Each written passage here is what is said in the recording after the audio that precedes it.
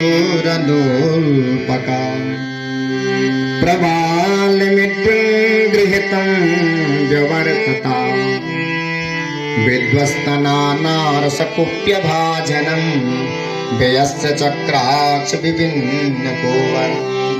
अपने कन्हैया से प्यार करने लगी, कन्हैया को गीत सुनाने लगी। उन बच्चों को भगाया सखियां आप अपने घरों को गई और उस सकटासुर का भगवान ने उद्धार कर दिया। आज माँ जी भीतर बैठी कुछ देर तक कन्हैया को दूध पिलाया और सांझ के समय में बाहर लाती है, फिर भीतर ले जाती है। विचार कर रही नंद बाबा, जब से कन्हैया आए, कभी पूतना कभी सकटासुर, अलग अलग राक्षस आ रहे हैं, अब क्या करूं बाबा जी, अब मैं गायों की सेवा नहीं कर पाऊंगी। मैं तो हर पल अब कन्हैया के साथ रहूंगी। और सुबह सुबह आज सुबह सूर्य भगवान उदय हुए और माँ जी ने अपने कन्हैया को गोद में लिया और कुछ देर धूप में रखने लगे। लेकिन ये दुष्ट जो कंस, इसने एक राक्षस और भेज दिया जिसका नाम है तृणवर्त। ये तृणवर्त बवंडर के रूप में, हवा के रूप में आने लगा। माँ जी की गोद में कन्हैया है। कन्हैया ने विचार किया ये राक्षस बवंडर हवा के रूप में है और माँ जी उड़ जाएगी, माँ जी मर जाएगी। माँ जी की गोद में कन्हैया है। कन्हैया ने विचार किया माँ जी से कैसे दूर हूं। भगवान अपना वजन धीरे धीरे बढ़ाने लगे। एकदा रोहमारूढ़ं लालयन्ति सुतं शिशुः गरिमाढं शिशुर्बोढुं लालयन्ति सुतां शिशुः। भगवान ने अपना वजन बढ़ाया। जैसे भगवान भारी होने लगे, माँ ने कन्हैया को आंगन में रख दिया। माँ जी फिर भगवान भीतर काम में लग गई। भगवान आंगन में, वो राक्षस आया, पूरा अंधेरा हो गया, धूल मिट्टी उड़ने लगी। माँ भीतर फंस गई। कन्हैया को वो राक्षस आकाश में उड़ा ले गया। आकाश मार्ग में जैसे परमात्मा को मारना चाहता है, भगवान ने उस राक्षस का गला पकड़ लिया। तृणो नाम दैत्यो अंशवृत्त्या प्रणोदितः चक्रवात रूपेण जहरासिं अर्भकम्। भगवान उसका गला पकड़ते हैं तृणव्रत का और वो समाप्त हो जाता है। बोलो नारायण भगवान की। आज परमात्मा एक लीला और कर रहे हैं। आज भगवान को जमाई आए, जृंभकाई आई, जमान बैठी परमात्मा। जैसे परमात्मा माँ जी की गोद में है और भगवान का मुख खुला और भगवान के मुख में माँ जी ने सारा ब्रह्मांड देख लिया।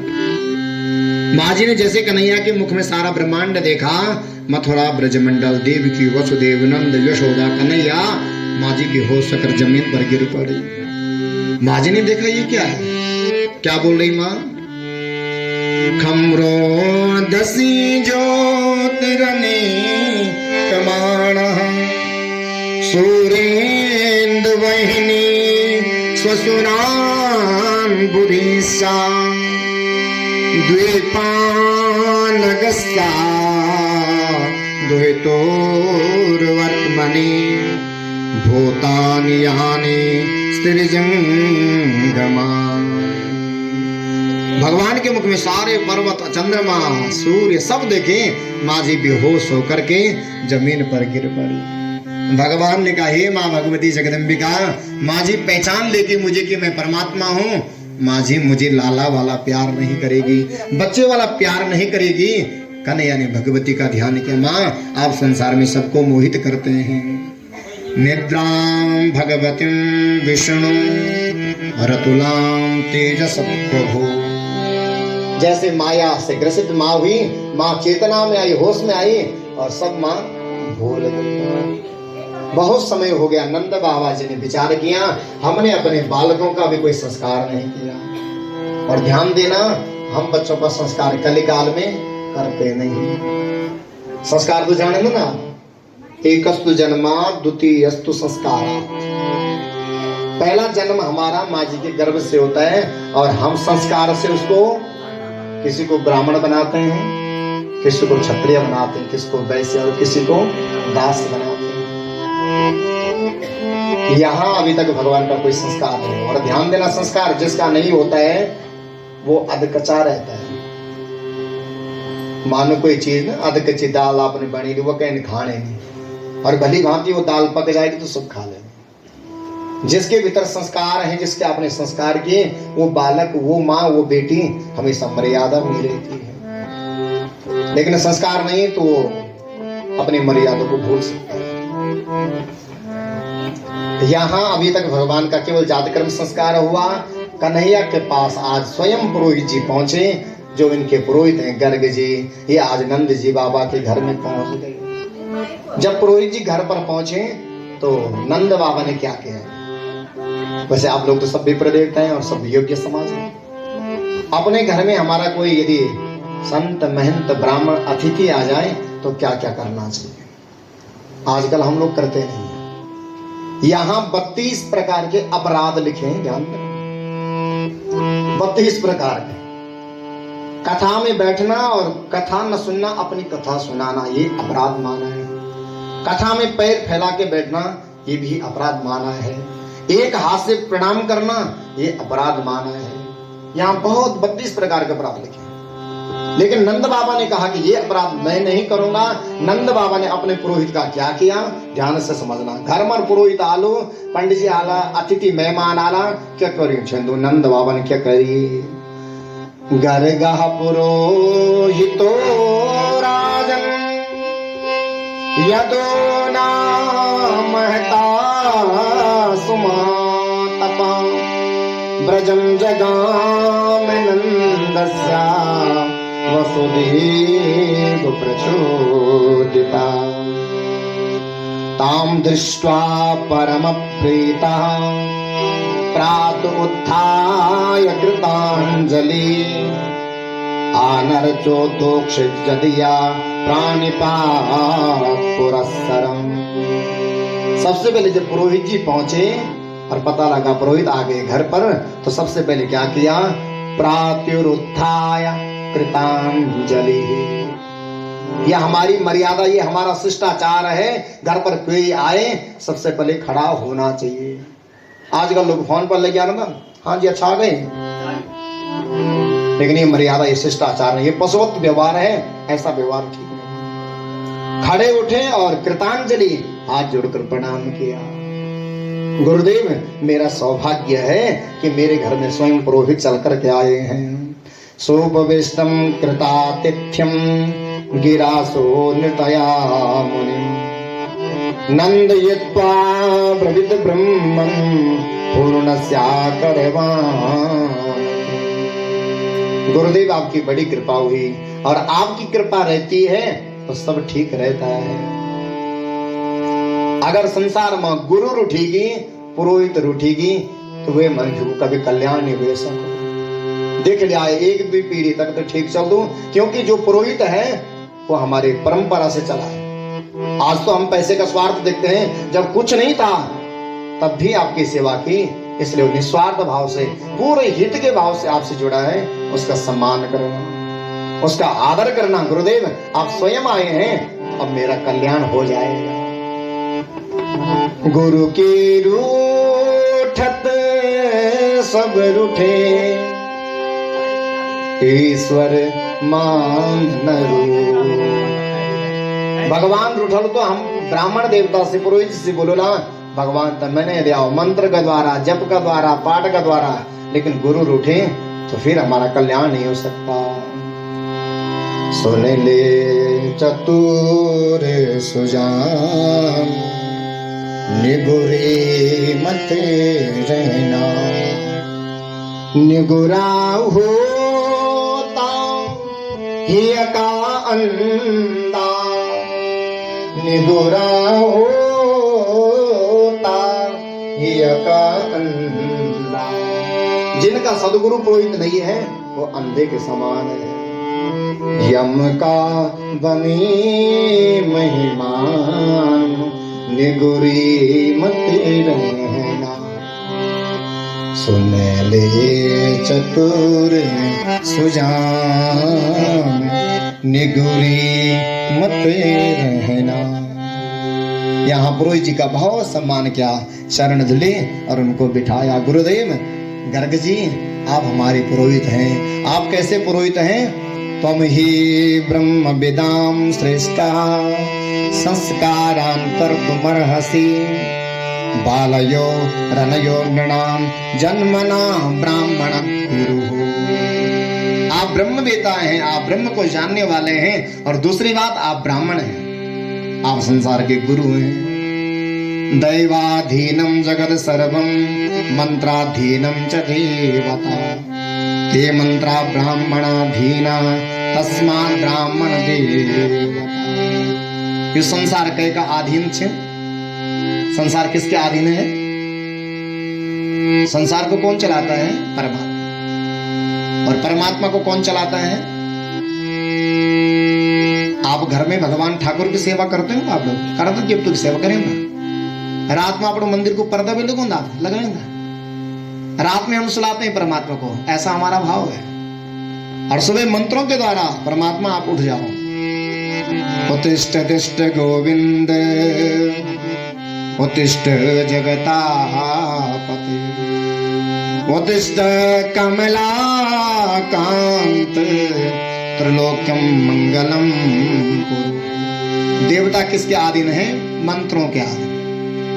मंत्रों से हम प्राण डालते हैं ना, मूर्ति में प्राण प्रतिष्ठा करते हैं। मंत्रों के द्वारा हम भगवान को सुलाते हैं और मंत्रों के द्वारा हम भगवान को उठाते हैं। संसार भगवान के अधीन है, भगवान मंत्र के अधीन है। और मंत्र किसके अधीन है? जो ब्राह्मण वेद पढ़ते हैं। इसलिए ब्राह्मण जो वेद पढ़ने वाला वो संसार का गुरु है, वो इस संसार का गुरु है। क्योंकि शास्त्रों में लिखा है कि भगवान कलिकाल में सोई हुई अवस्था में। आप बोलते हैं कैसे सोई हुई अवस्था में? जैसे हम यात्रा जा रहे हैं, मानो उदाहरण के तौर पर बद्रीनाथ जा रहे, केदारनाथ जा रहे हैं, और हमारी गाड़ी लुढ़क जाती। हम परमात्मा के दर्शन के लिए जा रहे हैं और गाड़ी लुढ़क गई। वो परमात्मा, विद्वान लोग कहते हैं कि हम सबके भीतर वास करता है। जो हमारे भीतर रह लगे हो, हम यात्रा जान लगे, वो भगवान हमारी रक्षा किए नहीं कर दो। क्योंकि उपनिषदों में लिख्यूं कि भगवान कलिकाल में सुप्त अवस्था में छे। वे भगवान ते जगोणु प्रदुजनु। जैसे दूध में घी है, दूध से हम दीपक जलाना चाहें तो दीपक नहीं जलेगा। उस दूध का दही बनाना होता, दही का मंथन करना पड़ेगा, फिर उसको उष्ण गर्म करना पड़ेगा। जो उसमें तत्व है वो घी निकलेगा, और जो गंदगी होगी वो काला सा जल करके अलग हो जाता है। जब दीपक जलेगा, अंधकार दूर होगा, प्रकाश हो जाएगा। जो घी तत्व है वो परमेश्वर है। हम सबके भीतर परमात्मा है, लेकिन उसको प्रकट करना पड़ेगा, दही बनना पड़ेगा है। 3-4 घंटा कथा सत्संग में बैठना पड़ल, जमनो पड़ल साहब, और उसके बाद मंथन करना पड़ेगा। कथा सुनी, इसका भाव क्या है, इससे क्या होगा, हमें क्या करना चाहिए, हम मानव योनि में आए हैं, हमारा कर्तव्य क्या है। मैंने मानुष जन्म तुम्हें हीरा दिया, जो तू व्यर्थ गंवाए तो मैं क्या करूं। अन्न दुग्धा भी मैंने तुम्हें खान को दिया, मेवा मिष्टान भी मैंने पैदा किया। तू अगर मांस खावे तो मैं क्या करूं, फिर आंसू बहावे तो मैं क्या करूं। हम सब समझते हैं, सब जानते हैं, लेकिन जानबूझ करके अपराध करें, फिर बाद में रोते हैं, फिर अपराध क्षमा नहीं होता। दीन दुखियों के दिल को सताने लगा, तूने जैसा किया वैसा पाने लगा। आज आंसू बहाए तो मैं क्या। हम सब समझते हैं, सब कुछ है, लेकिन फिर भी हम विमुख हो जाते हैं, परे हो जाते हैं। तो यदि उस परमात्मा को जगाना है जो हमारे भीतर रहता है, वो हमारी रक्षा तब कर पाएगा जब हम सत्संग में जाएंगे और दही बनेगी, उसका मंथन करेंगे, फिर धीरे धीरे ज्ञान कांड के द्वारा उपासना की ओर जाएंगे, और तब जब भान होगा सत्य क्या है, असत्य क्या है, फिर हम उस परमात्मा की ओर जा सकते हैं, फिर वो परमात्मा हमारी रक्षा कर सकता है। यहाँ पुरोहित जी को प्रणाम किया। आप ब्रह्मवेता हैं, आप सबको जानते हैं। गुरुदेव आपको प्रणाम है। गुरुदेव आप बहुत प्रसिद्ध हैं, आप संसार में सब आपको जानते हैं। और एक छोटा सा काम है गुरुदेव, हमारे 2 बालक हुए नंद यशोदा के, आप इनके नाम रख दीजिए। नंद बाबा से पुरोहित जी बोलने लगे, नहीं मैं नहीं कर पाऊंगा, यहाँ का जो दुष्ट राजा कंस है वो मुझे दंड देगा, ये काम मैं नहीं कर सकता। कंस पाप मति सख्यम तब चा आनक दुंदुभे देवक्या अष्टमे गर्भो न स्त्री भवितुमर्हति। वो उसका संकल्प ले रखा है कि छोटे छोटे जो बच्चे हैं उनको मैं मारूंगा, क्योंकि उसे डर है कि 8वीं संतान मुझे मारने वाली होगी। कल आपने कथा सुनी, आकाशवाणी हुई, कंस जिस देवकी को छोड़ने तू जा रहा है उसकी 8वीं संतान तुम्हें मारने वाली हो। उसको पता लगेगा बाबा जी तो मुझे दंड देंगे। लेकिन गुरुदेव ने निवेदन किया, नंद बाबा ने, गुरुजी कृपा कीजिए, आप कृपा होगे, हम बहुत बड़ा फंक्शन नहीं करेंगे, छोटे से रूप में आप इन बच्चों के नाम रख दो। और आप तो ज्ञानी हैं, आप समर्थ हैं, आप सब कुछ कर सकते हैं। हे मेरे गुरुदेव करुणा सिंधु करुणा कीजिए, वो अधम आदीन असरण अवसरण मोहि लीजिए। बस कृपा करो आप। और गौशाले में गए, नंद की पत्नी यशोदा रोहिणी गए अपने बालकों को लेकर के, और पहले जो रोहिणी का बेटा है उनका नाम गर्ग जी रखते हैं। आसन वर्णाश्रयो यस्या गृहतोऽनुयुगं तनु अयं हि रोहिणी पुत्रो रमयन् सुहृदय गुणैः आख्यास्यति राम इति बलम दिक्ख्यात् बलम विदुः। क्या बोल रहे हैं, रोहिणी के जो पुत्र हैं ये सबके हृदय में वास करेंगे, ये सबके हृदय में रमण करेंगे, इसलिए हम इनका नाम क्या रखते हैं, राम। इनमें बहुत ताकत होगी, इनके नाम के आगे क्या लगाएंगे, बल शब्द, बलम दिक्ख्यात् बलम विदुः, इनका नाम क्या होगा, बलराम। बलराम जी महाराज की। जो यशोदा के बालक हैं उनका नाम रखते हैं। आसन वर्णास्त्रयो यस्या गृहतोऽनुयुगं तनु। नंद बाबा जो यशोदा का बालक है, लाला है, इसके अलग अलग युगों में अलग अलग रंग हुए। सतयुग में जो तुम्हारा यशोदा का बालक है इसका श्वेत रंग था, त्रेता में इसका लाल रंग था, द्वापर में पीला था, और कलिकाल में इसका रंग काला है। संस्कृत में काले को कृष्ण कहते हैं। इसके रंग के आधार पर मैं इसका नाम क्या रखता हूँ, कृष्ण रखता हूँ। बाल कृष्ण भगवान की। कहा इन बालकों के अनेकों नाम होंगे, लेकिन मेरी बुद्धि के अनुसार मैं इनका नाम कृष्ण और बलराम रखता हूँ। बाल कृष्ण भगवान की। एक भजन करते हैं, सब लोग साथ देंगे हैं। बाल कृष्ण भगवान की जय। तेरे करोड़ों नाम है घनश्याम मुरली वाले, तेरे करोड़ों नाम है घनश्याम मुरली वाले। तेरे करोड़ों नाम है घनश्याम मुरली वाले। तेरे थोड़ा जोर से करोड़ों नाम है घनश्याम मुरली वाले। तुमको मेरा प्रणाम है घनश्याम मुरली वाले। तुमको मेरा प्रणाम है घनश्याम मुरली वाले। तेरे करोड़ों नाम है घनश्याम मुरली वाले। तेरे करोड़ों नाम है घनश्याम मुरली वाले। तुमको मेरा प्रणाम है घनश्याम मुरली वाले। तुमको मेरा प्रणाम है घनश्याम मुरली वाले। सूरज न चांद तारे रोशन जहाँ पे सारे, सूरज न चांद तारे रोशन जहाँ पे सारे, सूरज न चांद तारे रोशन जहाँ पे सारे, सूरज न चांद तारे रोशन जहाँ पे सारे, जलवा तेरा प्रणाम है घनश्याम मुरली वाले, जलवा तेरा प्रणाम है घनश्याम मुरली वाले।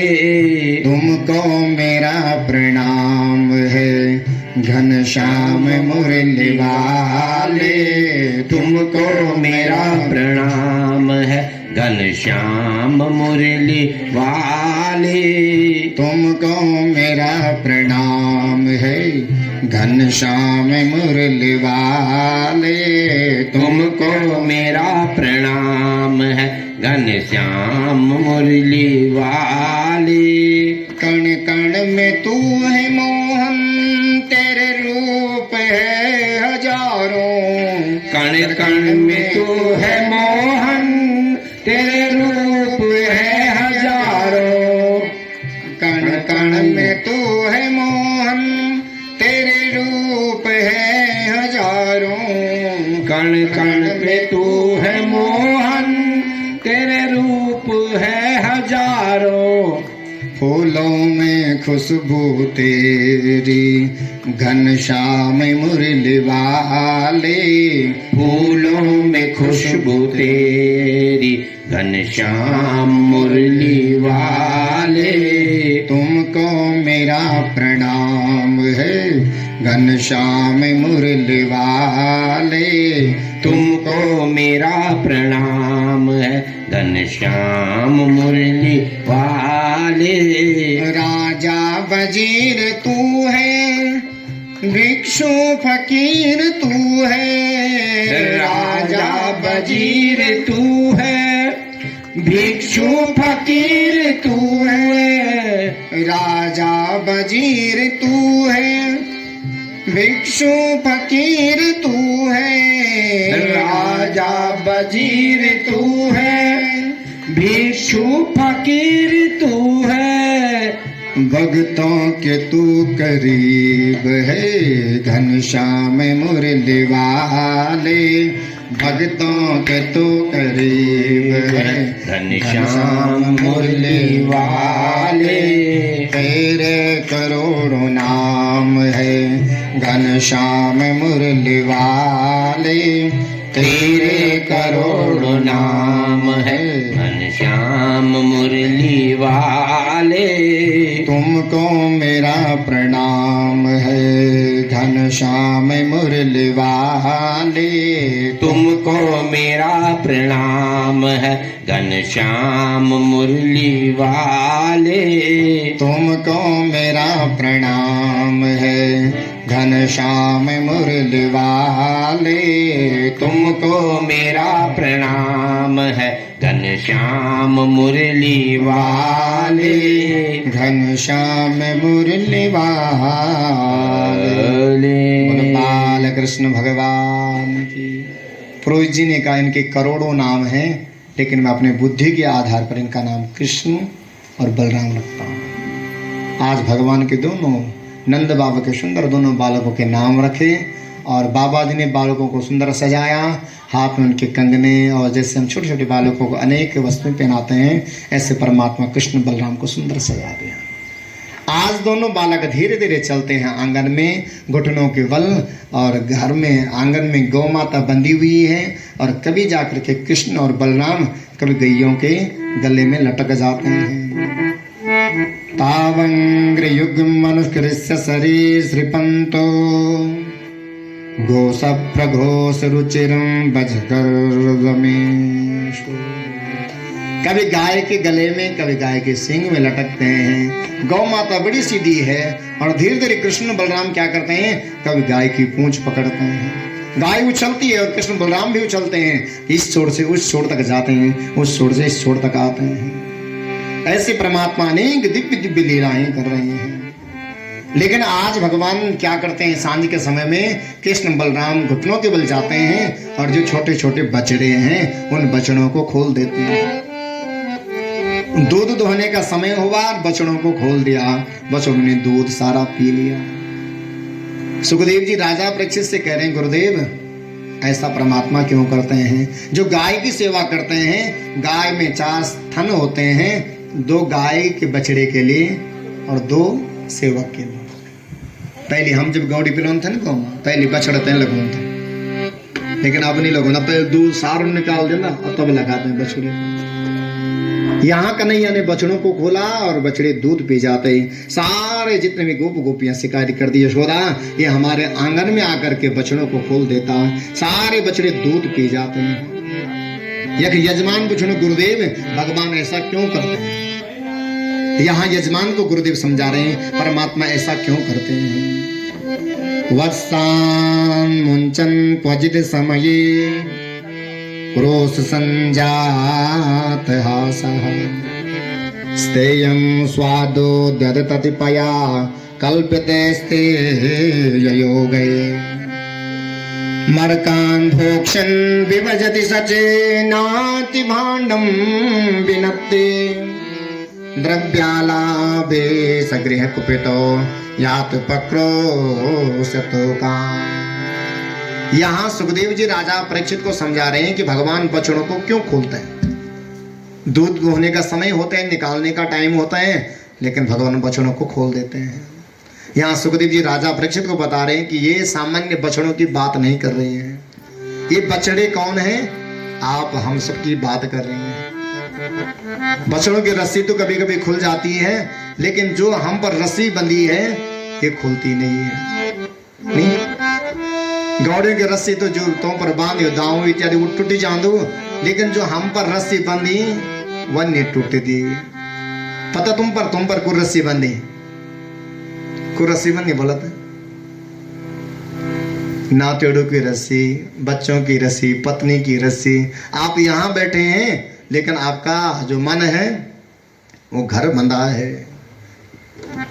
जो ये माया की रस्सी ये केवल परमात्मा नाम से ही दूर हो सकती है, अन्यथा ये कटती नहीं है। कहा कि सामान्य बछड़े नहीं, ये सब जीव हैं जिस पर परमात्मा कृपा करते हैं, उस बछड़े को भगवान जल्दी मुक्त कर देते हैं। यहाँ रस्सी की बात नहीं, यहाँ जीवन की बात है। उसके जीवन से उसको जल्दी मुक्त करके अपने स्वधाम को ले जाते हैं। ऐसे ज्ञान की भाषा में जीवन की डोर है। आगे जाकर के भगवान जब ऐसी बाल लीलाएं करते हैं और दूसरी गोपियों के घर में जाकर के माखन चुराते हैं। गोपियां रोज शिकायत करती है, यशोदा तुम्हारा लाला आता है और गांव के बच्चों के सहित हमारे घर में जितना भी माखन दूध दही है उसको खा लेता है। और खाने के बाद जब इच्छा भर जाती है फिर क्या करते हैं? मरकान भोक्षान भांडम भिन्नति, स्वयं खाता है, जो बच जाता है बानरों को देता है। और हमारे गढ़वा